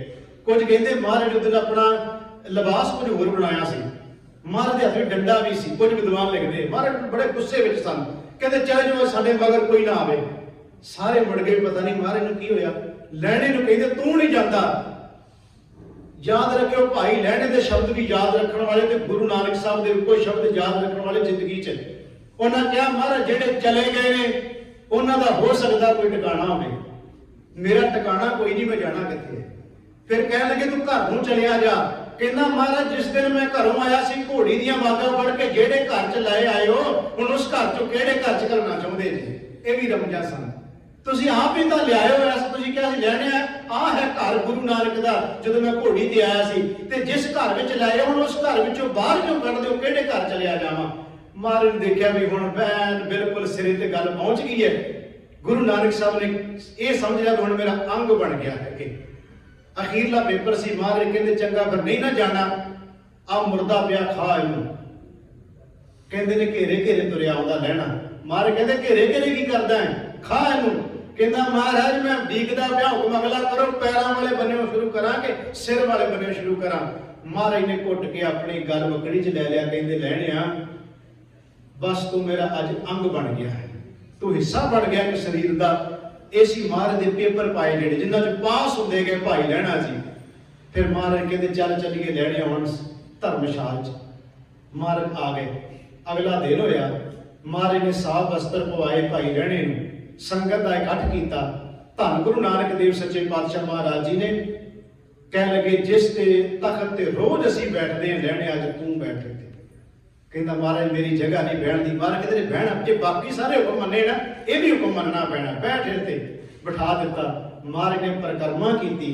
ਪਰਿਕਰਮਾ ਕਰਕੇ ਸਤਿਗੁਰਾਂ ਮੱਥਾ ਟੇਕ ਕੇ ਕਹਿ ਦਿੱਤਾ ਲੈਣਿਆ ਤੂੰ ਅਜੇ ਲੈਣਾ ਨਹੀਂ, ਤੂੰ ਗੁਰੂ ਨਾਨਕ ਹੀ ਬਣ ਗਿਆ ਹੈ। ਤੇਰੇ ਅੰਦਰ ਜੋਤ ਹੋਈ ਟੇਕੀ ਹੈ, ਸਰੀਰ ਮੈਂ ਆਪਣਾ ਬਦਲ ਲਿਆ ਪਰ ਜੋਰ ਤੇਰੇ ਵਿੱਚ ਟਿਕਾ ਦਿੱਤੀ। ਲੈਣਿਆ ਤੂੰ ਲੈਣਾ ਨਹੀਂ, ਤੂੰ ਮੇਰਾ ਅੰਗ ਬਣ ਗਿਆ ਸਰੀਰ ਦਾ। ਉਸ ਦਿਨ ਮਹਾਰਾਜ ਨੇ ਨਾਮ ਬਦਲ ਦਿੱਤਾ ਸੀ ਅੰਗਦ। ਇਹ ਗੁਰੂ ਨਾਨਕ ਸਾਹਿਬ ਦਿੱਤਾ ਹੋਇਆ ਨਾਮ ਹੈ। ਕਹਿੰਦੇ ਤੂੰ ਅੰਗਦ ਅੰਗ ਬਣ ਗਿਆ ਮੇਰਾ। ਮੱਥਾ ਟੇਕਿਆ। 5 ਦਿਨ ਗੁਰੂ ਨਾਨਕ ਸਾਹਿਬ ਸਰੀਰਕ ਤੌਰ ਤੇ ਰਹੇ ਹੈ। 5 ਦਿਨ। 5 ਦਿਨ ਗੁਰੂ ਨਾਨਕ ਸਾਹਿਬ ਦੀ ਸੰਗਤ ਵਿੱਚ ਆ ਕੇ ਬੈਠਦੇ ਰਹੇ, ਕਿਉਂਕਿ ਮਹਾਰਾਜ ਨੇ ਪੂਰਨੇ ਪਾਉਣੇ ਸਨ ਨਾ, ਕੋਈ ਸਰੀਰ ਦੇਹ ਨਾਲ ਜੁੜ ਜਾਵੇ। ਮਹਾਰਾਜ ਨੇ ਕਿਹਾ ਹੁਣ ਵੇਖੋ ਗੁਰੂ ਨਾਨਕ ਮਹਾਰਾਜ ਨੇ 5 ਦਿਨ ਆਪਣੇ ਆਪ ਨੂੰ ਮੱਥਾ ਨਹੀਂ ਟਿਕਾਇਆ ਤੇ ਨਾ ਉਪਦੇਸ਼ ਦਿੱਤਾ। ਮਹਾਰਾਜ ਨੇ 5 ਦਿਨ ਸੰਗਤ 'ਚ ਬੈਠ ਕੇ ਉਪਦੇਸ਼ ਸੁਣਦੇ ਰਹੇ, ਸੰਗਤ ਵਾਂਗ, ਆਮ ਸੰਗਤ ਵਾਂਗ। ਤੇ ਮਹਾਰਾਜ ਨੇ ਕਿਹਾ ਅੱਜ ਤੋਂ ਬਾਅਦ ਮੱਥਾ ਟੇਕਣਾ ਤੇ ਗੁਰੂ ਅੰਗਦ ਸਾਹਿਬ ਨੂੰ ਉਪਦੇਸ਼ ਸੁਣਨਾ। ਤੇ ਗੁਰੂ ਅੰਗਦ ਸਾਹਿਬ ਜੀ ਦਾ ਸਾਧ ਸੰਗਤ ਜੀ 1539 ਚ ਮਹਾਰਾਜ ਗੁਰਤਾ ਗੱਦੀ ਗੁਰੂ ਅੰਗਦ ਦੇਵ ਸੱਚੇ ਪਾਤਸ਼ਾਹ ਮਹਾਰਾਜ ਜੀ ਵਿਰਾਜਮਾਨ ਹੁੰਦੇ ਹੈ। ਖਡੂਰ ਸਾਹਿਬ ਦੀ ਧਰਤੀ ਤੇ ਆਉਂਦੇ ਹੈ। ਇੱਥੇ ਮਹਾਰਾਜ ਧਰਮ ਦਾ ਪ੍ਰਚਾਰ ਸ਼ੁਰੂ ਹੋ ਗਿਆ। ਗੁਰੂ ਨਾਨਕ ਸਾਹਿਬ ਮਹਾਰਾਜ ਦੀ ਉਹੀ ਜੋਤ ਤੇ ਉਹੀ ਪ੍ਰਚਾਰ ਉਹ ਸ਼ੁਰੂ ਹੋ ਜਾਂਦਾ। ਫਿਰ ਮਹਾਰਾਜ ਬਾਣੀ ਉਚਾਰਨ ਕਰਦੇ ਹੈ। 63 ਸ਼ਲੋਕ ਗੁਰੂ ਤੇਗ ਬਹਾਦਰ ਗੁਰੂ ਅੰਗਦ ਦੇਵ ਮਹਾਰਾਜ ਨੇ ਉਚਾਰਨ ਕੀਤੇ। ਸ਼ਲੋਕ ਕੇਵਲ ਮਹਾਰਾਜ ਦੇ ਸ਼ਲੋਕ ਨੇ ਜੋ 12 ਵਿੱਚ ਗੁਰੂ ਅਰਜੁਨ ਦੇਵ ਜੀ ਨੇ ਅੰਕਿਤ ਕਰ ਦਿੱਤੇ ਸਨ। ਉਹ ਸਾਰੇ ਤੁਹਾਨੂੰ 12 ਵਿੱਚੋਂ ਮਿਲਣਗੇ, ਵੱਖਰੇ ਸ਼ਲੋਕ ਨਹੀਂ ਮਿਲਣੇ। 12 ਦੇ ਨਾਲ ਕਿਤੇ 2 ਲਾਏ, ਕਿਤੇ 1 ਲਾਇਆ ਹੈ। ਮਹਾਰਾਜ ਨੇ ਜਿੱਥੇ ਜਿੱਥੇ ਵਿਆਖਿਆ ਕਰਦੇ ਸਨ ਪੌੜੀਆਂ ਦੀ, ਉੱਥੇ ਮਹਾਰਾਜ ਨੇ ਦਰਜ ਕਰ ਦਿੱਤੇ। ਮੈਂ ਥੋੜੇ ਸ਼ਬਦ ਉਹਦੇ ਵਿੱਚੋਂ ਕਹਿਣੇ ਆ, ਫਿਰ ਸਮਾਪਤੀ ਕਰਾਂਗਾ। ਗੁਰੂ ਅੰਗਦ ਦੇਵ ਸੱਚੇ ਪਾਤਸ਼ਾਹ ਦੀ ਬਾਣੀ ਦਾ ਉਚਾਰਨ ਕੀਤਾ। ਉਹਨਾਂ ਦੀ ਧਰਮ ਪਤਨੀ ਮਾਤਾ ਖੀਵੀ ਜੀ। ਹੁਣ 2 ਲੰਗਰ ਚੱਲਦੇ, ਇੱਕ ਸ਼ਬਦ ਦਾ, ਇੱਕ ਸਾਧ ਸੰਗਤ ਜੀ ਤਨ ਦਾ ਲੰਗਰ ਪ੍ਰਸ਼ਾਦਿਆਂ ਦਾ। ਉਹਦਾ ਜ਼ਿਕਰ ਕੀਤਾ ਬਕਾਇਦਾ ਤੌਰ ਤੇ ਸੱਤਾ ਬਲਵੰਡਾ ਜੀ ਨੇ। ਉਹ ਕਹਿੰਦੇ ਬਲਵੰਡ ਖੀਵੀ ਲੇਖ ਜ਼ਨ जिस बहुती शौक पतराली बड़ी संगनी शाम माता खीवी दे लंगर दौलत वंडिए रस अमृत खीर घियाली बड़ी सोहनी घ्यो भरा के विच खीर तैयार करते बड़ा सोहना लंगर तैयार होंदा कहंदे ने जदों तन नूं भुख लगदी है ते लंगर जांदे माता खीवी जी लंगर छकाउंदे आ जिन्हां दे मन नूं भुख लगदा आत्मा नूं भुख लगदी है गुरु अंगद साहब दी संगत विच आउंदे आ उत्थे शब्द दा लंगर चल रहा लंगर चल रहा कोई शब्द हर तोड़ न आवे खट्टीए मार कहंदे ये भी तोड़ कदी आउण वाला लंगर है जो मार ने शब्द दा चलाया खैर सतगुरु गुरु अंगद देव महाराज ने जिहड़ी साध संगत जी गुरमुखी लिपि है इहते थोड़ा जिहा भुलेखा भी पकड़ना चाहांगा आम तौर ते प्रचार हुंदा भी गुरु अंगद साहब जी ने गुरमुखी लिपि जो 35 अखर कूड़े अड़े वाले में ये गुरु अंगद देव महाराज जी ने बनाए जब उन्होंने प्रचलित किए ये भुलेखा क्योंकि ये जिहड़ा शब्दावली है ना साध संगत जी ये बहुत पुरातन है ये पंजाबी दे शब्द तुसीं देखो कि बाबा फरीद साहब दे श्लोक पढ़ के देखो तुहानूं बहुत शब्द ਉਹਦੇ ਵਿੱਚ ਮਿਲਣਗੇ ਠੇਠ ਪੰਜਾਬੀ ਵਾਲੇ ਇਹਦਾ ਮਤਲਬ ਇਹ ਸ਼ਬਦ ਪਹਿਲਾਂ ਵੀ ਸਨ ਫਿਰ ਇੱਕ ਗੁਰੂ ਨਾਨਕ ਸਾਹਿਬ ਦਾ ਬਾਣੀ ਹੈ ਉਹਦਾ ਨਾਮ ਹੈ ਪੱਟੀ ਲਿਖੀ ਆਸਾ ਰਾਗ ਦੇ ਅੰਦਰ ਉਹਦੇ ਚ ਮਹਾਰਾਜ ਨੇ 35 ਸ਼ਬਦ ਸਾਰੇ ਦੇ ਸਾਰੇ ਲਿਖੇ ਹੈ ਪਰ ਤਰਤੀਬ ਨਹੀਂ ਉਹਦੇ ਵਿੱਚ ਮਹਾਰਾਜ ਨੇ ਕੂੜੇ ਤੋਂ ਗੱਲ ਸ਼ੁਰੂ ਕੀਤੀ ਹੈ ਤੇ ਕੂੜੇ ਦੇ ਅੱਗੇ ਐਡਾ ਨਹੀਂ ਆਉਂਦਾ ਊੜੀ ਦੇ ਅੱਗੇ ਸੱਸਾ ਆਉਂਦਾ ਹੈ ਐਡਾ ਸਭ ਤੋਂ ਲਾਸਟ ਤੇ ਜਾ ਕੇ ਆਉਂਦਾ ਜਿਹੜੀ 35 ਅਖਰ ਗੁਰੂ ਨਾਨਕ ਸਾਹਿਬ ਨੇ ਪੱਟੀ ਲਿਖੀ ਵਾਲੀ ਸਤਿਗੁਰੂ ਗੁਰੂ ਅੰਗਦ ਦੇਵ ਜੀ ਨੇ ਸੇਵਾ ਕੀ ਕੀਤੀ ਹੈ ਉਹਨਾਂ ਨੇ ਕੂੜੇ ਐੜੇ ਦੀ ਤਰਤੀਬ ਦਿੱਤੀ ਹੈ ਇਹਨੂੰ ਇਹ ਸਮਝਣਾ ਜਿਹੜੇ 35 ਅੱਖਰਾਂ ਦੀ ਤਰਤੀਬ ਹੈ ਨਾ ਉਹ ਗੁਰੂ ਅੰਗਦ ਸਾਹਿਬ ਨੇ ਦਿੱਤੀ ਹੈ ਅੱਖਰ ਪਹਿਲਾਂ ਹੀ ਮੌਜੂਦ ਸਨ ਇਸ ਕਰਕੇ ਕਈ ਵਾਰ ਅਸੀਂ ਕਹਿ ਦਿੰਦੇ ਹਾਂ ਕਿ ਮਹਾਰਾਜ ਨੇ ਜਿਹੜੇ ਕੂੜਾ ਐੜਾ 35 ਅੱਖਰ ਨੇ ਗੁਰੂ ਅੰਗਦ ਸਾਹਿਬ ਨੇ ਪ੍ਰਚਲਿਤ ਕੀਤੇ ਨਹੀਂ ਇਹ ਕਹਿ ਸਕਦੇ ਆ ਇਹ ਲਿਪੀ ਪਹਿਲਾਂ ਵੀ ਸੀ ਮਹਾਰਾਜ ਨੇ ਇਹਦਾ ਪ੍ਰਚਾਰ ਕੀਤਾ ਤੇ ਤਰਤੀਬ ਦਿੱਤੀ ਪਰ ਤਰਤੀਬ ਜਿਹੜੀ ਗੁਰੂ ਅੰਗਦ ਸਾਹਿਬ ਨੇ ਦਿੱਤੀ ਸੀ ਉਹਦੇ ਵਿੱਚ ਵੀ ਫਰਕ ਪੈਂਦਾ ਜਾਂਦਾ ਹੈ ਪਹਿਲੀ ਗੱਲ ਤੇ ਕੂੜਾ ਐੜਾ ਭੁੱਲਦਾ ਜਾ ਰਿਹਾ ਸਾਨੂੰ ਉਹ ਜਦੋਂ ਅਸੀਂ ਸ਼ਬਦ ਪੜਾਂਗੇ ਨਾ ਕੂੜਾ ਐੜਾ ਈੜੀ ਸੱਸਾ ਹਾਹਾ ਅੱਗੇ ਸ਼ਬਦ ਕੱਕਾ ਖੱਖਾ ਗੱਗਾ ਘੱਗਾ ਨੰਗਾ ਆਉਂਦਾ ਇਹ ਨੰਗਾ ਤੇ ਨਈਆਂ ਸ਼ਬਦ ਬੜੇ ਔਖੇ ਨੇ ਬੋਲਣ ਵਿੱਚ ਫਿਰ ਮਹਾਰਾਜ ਨੇ ਇੱਥੇ ਤੁਸੀਂ ਦੇਖੋ ਹੁਣ ਜਦੋਂ ਮੈਂ ਸਿਰਫ ਇੰਨੀ ਕੁ ਬੇਨਤੀ ਕਰਨ ਲੱਗਿਆ ਟੈਂਕਾ ਸ਼ਬਦ ਅਸੀਂ ਵਿਗਾੜਿਆ ਹੋਇਆ ਟੈਂਕਾ ਸ਼ਬਦ ਕੋਈ ਨਹੀਂ ਹੈ ਕਿਉਂ ਵਿਗਾੜਿਆ ਕਿਉਂਕਿ ਸਾਡੀ ਮਤ ਮਲੀਨ ਸੀ ਤਾਂ ਵਿਗਾੜ ਦਿੱਤਾ ਸੀ ਇਹ ਉਦੋਂ ਵਿਗੜਿਆ ਅੱਜ ਤੋਂ ਤੁਸੀਂ ਕਹਿ ਲਓ 30-35 ਸਾਲ ਪਹਿਲਾਂ ਜਾਂ 30-35 ਵੀ ਥੋੜਾ ਸਮਾਂ ਹੋਇਆ ਮੈਨੂੰ ਲੱਗਦਾ ਕਿਉਂਕਿ ਜੇ ਮੈਂ ਆਪਣੇ ਸਮੇਂ ਦੀ ਗੱਲ ਕਰਦਾ ਬਚਪਨ ਦੀ ਤਾਂ ਸਾਨੂੰ ਟੈਗਾ ਨਹੀਂ ਸੀ ਪੜਾਇਆ ਜਾਂਦਾ ਤੁਸੀਂ ਬਜ਼ੁਰਗ ਬੈਠੇ ਹੋ ਜਦੋਂ ਤੁਸੀਂ ਪੜ੍ਹਦੇ ਸੀ ਸਕੂਲ ਅੰਦਰ ਤੁਹਾਨੂੰ ਨਹੀਂ ਸੀ ਪੜਾਇਆ ਜਾਂਦਾ ਇਹ ਸ਼ਬਦ ਜਿਹੜਾ ਸੀ ਸਾਨੂੰ ਸਭ ਨੇ ਸਾਡੇ ਦਿਮਾਗ ਵਿੱਚ ਆ ਗਿਆ ਵੀ ਇਸ ਤਰ੍ਹਾਂ ਨਹੀਂ ਸੀ ਹੁੰਦਾ ਪਰ ਮੈਂ ਚਲੋ ਨਹੀਂ ਸਟੇਜ ਤੇ ਕਹਿਣਾ ਚਾਹੁੰਦਾ ਐਵੇਂ ਕੋਈ ਸਾਡੀ ਕਿਉਂਕਿ ਬੁੱਧੀ ਅਜੇ ਇੰਨੀ ਉੱਚੀ ਨਹੀਂ ਹੋ ਸਕੀ ਅਸੀਂ ਗੱਲ ਨੂੰ ਕਈ ਵਾਰ ਆਉਂਦਾ ਪੂਰੀ ਤੁਸੀਂ ਘੰਟੇ ਦੀ ਕਥਾ ਕਰ ਲਓ ਤੇ ਬੰਦਾ ਉਹ ਯਾਦ ਰੱਖਦਾ ਕਿ ਨਿੱਕੀ ਜਿਹੀ ਗੱਲ ਨੂੰ ਲੈ ਕੇ ਮੁੜ ਕੇ ਅਗਲਾ ਬਣਾ ਲੈਂਦਾ ਵੀ ਆਹ ਬਾਬੇ ਨੇ ਗੱਲ ਕਰਦੀ ਪਰ ਤੁਹਾਡੇ ਦਿਮਾਗ 'ਚ ਆ ਗਈ ਵੀ ਟੈਂਗਾ ਸ਼ਬਦ ਕੋਈ ਨਹੀਂ ਹੈਗਾ ਇਹ ਸਾਡਾ ਵਿਗਾੜਿਆ ਹੋਇਆ ਸ਼ਬਦ ਹੈ ਸਾਡੀ ਬੁੱਧੀ ਮਲੀਨ ਹੋਣ ਕਰਕੇ ਕਿਉਂਕਿ ਉਦੋਂ ਵਿਗੜਿਆ ਜਦੋਂ ਲੜਕੇ ਲੜਕੀਆਂ ਇਕੱਠੇ ਪੜ੍ਹਨੇ ਸ਼ੁਰੂ ਕੀਤੇ ਉਦੋਂ ਟੀਚਰਾਂ ਨੇ ਵਿਕਾਰਤਾ ਵੀ ਇਹ ਸ਼ਬਦ ਹੀ ਅਸੀਂ ਇਸ ਤਰ੍ਹਾਂ ਬੋਲਾਂਗੇ ਤੇ ਉੱਥੇ ਮਾਹੌਲ ਉਡਾਇਆ ਜਾਂਦਾ ਸੀ ਖੈਰ ਮੈਂ ਕਹਿੰਦਾ ਜੇ ਸ਼ੁਕਰ ਹੈ ਕਿ ਮੰਮਾ ਸ਼ਬਦ ਨਹੀਂ ਅਜੇ ਵਿਗਾੜਿਆ ਪਤਾ ਨਹੀਂ ਕਿੱਦਾਂ ਸਾਡੀ ਬੁੱਧੀ ਨੇ ਮਲੀਨ ਹੋ ਜਾਣਾ ਮੰਮੇ ਨੂੰ ਵੀ ਮੈਂ ਕਹਿਣਾ ਸ਼ੁਰੂ ਕਰ ਦੇਣਾ ਸੀ ਪਤਾ ਨਹੀਂ ਕਿੱਧਰੋਂ ਵੀ ਵਿਗੜ ਜਾਏਗਾ ਜਦੋਂ ਤੁਸੀਂ ਊੜੇ ਐਡ ਦਾ ਪੂਰਾ ਉਚਾਰਨ ਕਰੋਗੇ ਪੜ੍ਹਦੇ ਜਾਇਓ ਤੁਹਾਨੂੰ ਆਪਣੇ ਆਪ ਕਲੀਅਰ ਹੋ ਜਾਏਗਾ ਵੀ ਨਹੀਂ ਇਹ ਸ਼ਬਦ ਸਾਡਾ ਵਿਗਾੜਿਆ ਹੋਇਆ ਮਹਾਰਾਜ ਨੇ ਇਸ ਤਰ੍ਹਾਂ ਸ਼ਬਦ ਨਹੀਂ ਸਿੱਖਿਆ ਖੈਰ ਮੈਂ ਜਿਹੜੀ ਬੇਨਤੀ ਕਰਨ ਲੱਗਿਆ ਸਤਿਗੁਰੂ ਮਹਾਰਾਜ ਜੀ ਨੇ ਇਹ 35 ਅੱਖਰ ਦਿੱਤੇ ਇਹ ਗੁਰਮੁਖੀ ਦਾ ਮਹਾਰਾਜ ਨੇ ਪ੍ਰਚਾਰ ਕੀਤਾ ਜਿਨ੍ਹਾਂ ਨੂੰ ਗੁਰਮੁਖੀ ਨਹੀਂ ਆਉਂਦੀ ਉਹ ਗੁਰੂ ਗ੍ਰੰਥ ਸਾਹਿਬ ਦਾ ਪਾਠ ਨਹੀਂ ਕਰ ਸਕਦੇ ਠੀਕ ਆ ਅੰਗਰੇਜ਼ੀ ਦੇ ਗੁੜ ਕੇ ਮਿਲ ਜਾਣਗੇ ਪਰ ਉਹਦੇ ਵਿੱਚ ਜਿਹੜੇ ਸ਼ਬਦ ਨੇ ਉਹ ਤੁਹਾਨੂੰ ਉਸ ਤਰ੍ਹਾਂ ਨਹੀਂ ਮਿਲਣਗੇ ਉਹਦੇ ਵਿੱਚ ਤੁਹਾਨੂੰ ਹੋਰ ਕੁਝ ਕਹਿਣਾ ਪਏਗਾ ਖੈਰ ਉਧਰ ਨਾ ਜਾਵਾਂ ਮੈਂ ਬੇਨਤੀ ਕਰਨ ਲੱਗਿਆ ਇਹ ਤਾਂ ਜਿਹੜੀ ਸਤਿਗੁਰਾਂ ਨੇ ਸੇਵਾ ਕੀਤੀ ਗੁਰਮੁਖੀ ਸਾਨੂੰ ਬੱਚਿਆਂ ਨੂੰ ਪੜ੍ਹਾਉਣੀ ਚਾਹੀਦੀ ਹੈ ਸਿਖਾਉਣੀ ਚਾਹੀਦੀ ਤਾਂ ਕਿ ਬੱਚੇ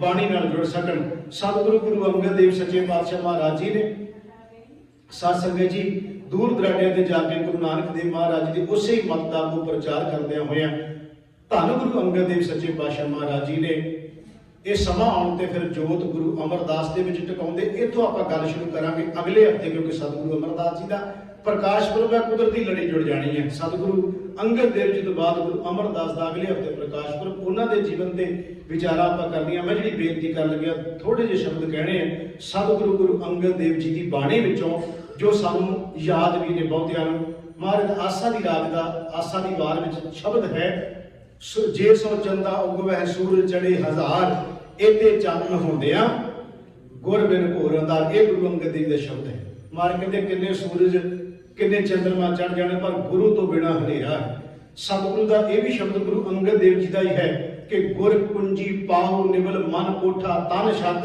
नानक गुर बिन मन का ताग न उगड़े अवर न कुंजी। हाथे गुरु दे कोले कुंजी जिहड़ा अंदर दा ताला खोलण वाली। ये भी शब्द सतगुरु दा कि एक नहीं आशिकी दूजे लगे जाए, नानक आशिक काटिए सद ही रहे, सवाए चंगे चंगा कर मनै मंदे मंदा होए, आशिक यह आखिए जे लेखे वरतै सोए। महाराज कहते हो काहदा आशिक है जे हिसाब किताब भी करता है। तो सच्ची मुच्ची असी कोई गुरु दे आशिक नहीं जी। असी गिनतियां मिनतियां करते हैं भी इन्नियां माला करदियां, इन्ने पाठ करते, गिनतियां चलीसे कटते फिरते असी भी इन्ने पाठ करने हैं, इन्ने पाठ हो गए। ये गिनतियां साडे दिमाग च रह जांदियां, तो कोई नहीं चेते रहिंदी भी अज इन्ने कर ले, अज इन्ने कर देने हैं। महाराज कहते काहदा तू गुरु दा आशिक जे लेखे करदा फिरदा गुरु दे नाल, जिद्दों लेखे करन ते आ गया फिर नहीं छुटिया जाना। महाराज कहते तू जे सच्चा आशिक है ना, फिर गिनतियां मिनतियां तो बाहर जा, गिनतियां मिनतियां में नाम है। सतगुरु गरीब निवास गुरु अंगद देव सच्चे पातशाह महाराज जी ने बेअंत शब्दां दे विच उपदेश दिता। यह भी शब्द सतगुरु का ही है कि नानक चिंता मत करो चिंता, तिसी हे जन्म है जन ते उपाय दिना पिरोजी दे। उत्थे हट ना चले ना को किरस करे। महाराज कहते ने कोई हड्डी नहीं चलती तो फिर उत्थे की है, जियां का आहार जी खाना एक। उत्थे जियां का आहार बनाता वही इन्हां दा खाना। खैर अखीर च कहन लगे कि जिहड़ा असीं हुक्मनामा लैन लगे कई बार मंगल करते हैं ना, वो मंगल गुरु अंगद साहब की सिमत विच भट्टा ने किया है। यह है अमै दृष्टि शुभ करे। गुरु अंगद साहब की दृष्टि विचों अमृत झड़ता है। अमै दृष्टि शुभ करे हरै अग पाप सकल मल। गुरु अंगद साहब अपनी दृष्टि का जो तकते हैं तो साडे करोड़ां पाप खत्म हो जाते हैं। अमै दृष्टि शुभ करे हरे अग पाप सकल मल, काम क्रोध लोभ मोह वस करे, सदा बल सदा सुख मन वसै। सदा गुरु अंगद साहब जी अंदर सुख देने वाले, दुख संसार है खोवे दुखों का नाश करने वाले है। गुर नाम निध दरियाओ। गुरु अंगद साहब जी नवा निधां दा खजाना ते बड़ा बड़ा एक समुंदर ने जिहदे विच नहा के साडे पाप कटे जाते। गुर नाम निध दरियाओ जन्म हम काल धोवै। फिर अगे है सो कहो टल गुर सेवी है, अहनिस सहज सुभाए दर्शन परसे है। गुरु के जन्म मरण दुख जाए। गुरु के दर्शन कीतिया जन्म मरण का गेड़ मुक जाता है। सतगुरु कृपा कर।